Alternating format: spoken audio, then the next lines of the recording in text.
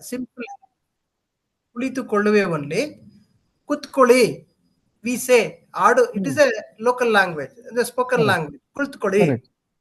ಕುಳಿತುಕೊಳ್ಳುವೆ is a same. We can't say kuli. No, you can't say of.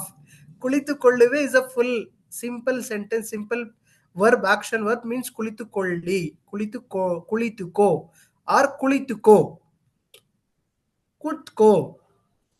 ಕುಳಿತುಕೋ. So that is a thing. ಕುಳಿತುಕೊಳ್ಳುವೆ. In local language, we say sit means kutko. That's it. Kutko. Kutko. Generally, that's what we say. But for sat. Kutkonde. Kutkonde. Acha. Kutkonde.